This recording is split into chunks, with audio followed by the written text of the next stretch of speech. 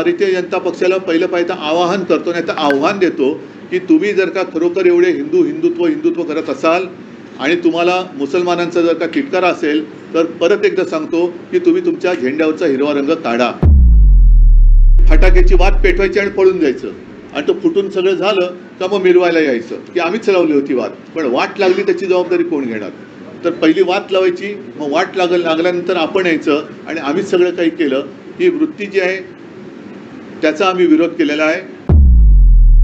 थोडक्यात आम्ही बिलाला विरोध करण्यापेक्षा यांच्या ढोंगाला आणि त्याच्यानंतर या जमिनी बळकावून यांच्या व्यापारी मित्रांना ते जे काही देणार आहेत त्या भ्रष्टाचाराला विरोध केलेला आहे. तुम्ही उठून सांगताय की हे बिल आहे ते मुसलमानांच्या हिताचं आहे.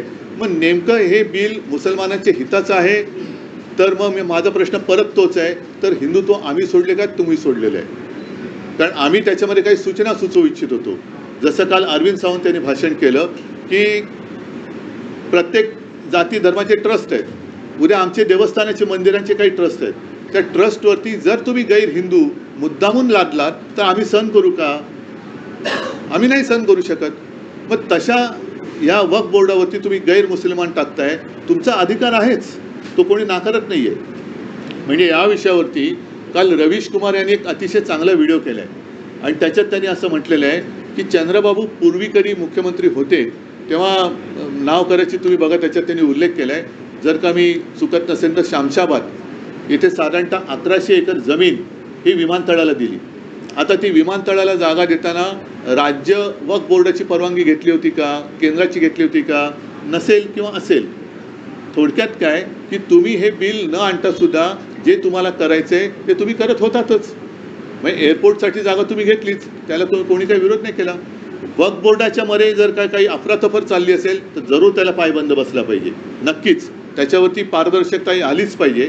पण काही गोष्टी ज्या आहेत ज्या उगाचच तुम्ही उकरून काढताय, जसं आता सगळं व्यवस्थित चाललंय. तुम्ही आता एवढं सरकार तिसरी टर्म तुमचं सरकार आलेलं आहे आणि देशाच्या विकासाच्या गोष्टी, रोजीरोटीच्या गोष्टी या सगळ्या बाजूला ठेवून अजूनही हिंदू मुसलमान, मग हिंदूंमध्ये मराठी अमराठी, मग मराठी माणसांनी खायचं काय, ही तुमची दादागिरी आम्ही नाही सहन करणार, अजिबात करणार नाही.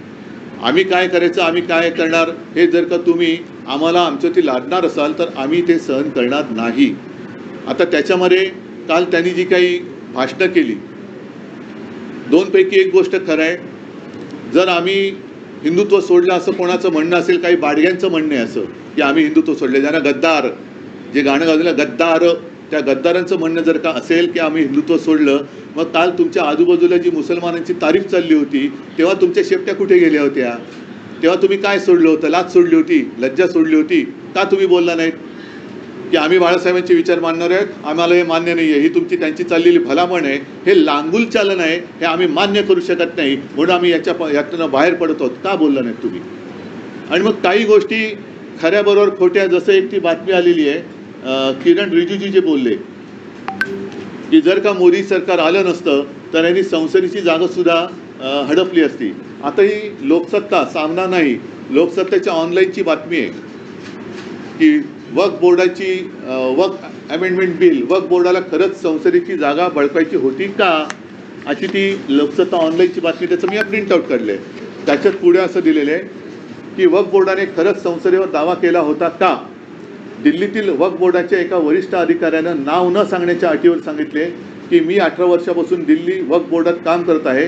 बोर्डाने संसद परिसर किंवा लगतच्या संकुलावर कोणताही दावा केलेला नाही. माननीय मंत्र्यांचा हा दावा खरा नाही. म्हणजे हे तुम्ही सगळे ही गोष्ट ही लावालावी का करताय तुम्ही?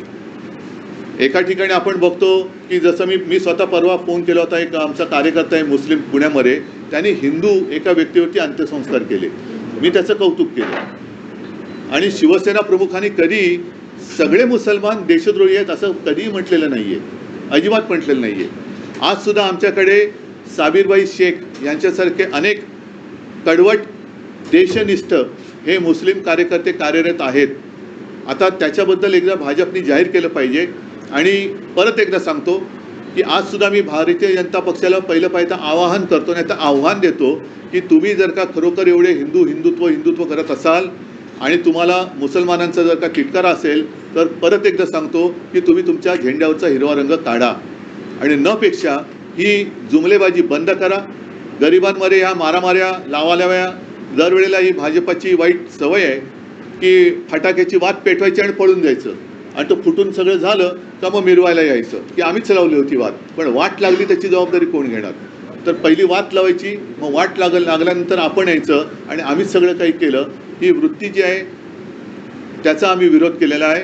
थोडक्यात आम्ही बिलाला विरोध करण्यापेक्षा यांच्या ढोंगाला आणि त्याच्यानंतर या जमिनी बळकावून यांच्या व्यापारी मित्रांना ते जे काही देणार आहेत त्या भ्रष्टाचाराला विरोध केलेला आहे.